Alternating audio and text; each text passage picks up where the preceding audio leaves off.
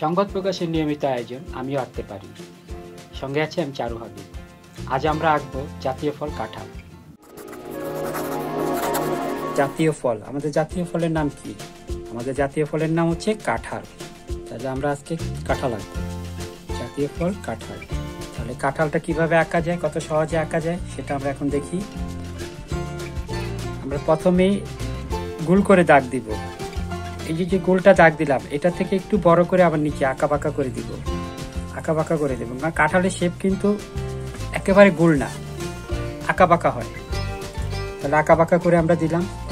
কাঁঠালের বটুটা দিব এরকম গোল করে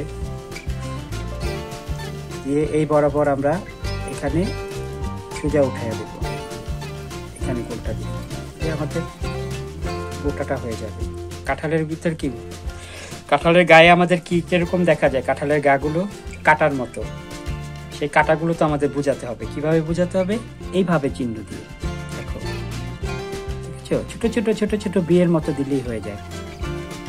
এখন যদি কেউ মনে করে যে না, আমি কাঁঠাল এঁকেছি, কাঁঠালের পাতাও আঁকবো, তাহলে কাঁঠালের পাতাও দিতে পারে। এখান থেকে একটা ডাল বের করে, সোজা একটা ডাল বের করবে, করে এখানে গোল। কাঁঠালের পাতা কিন্তু একটু গোল আকারে থাকে, এরকম গোল আকারে।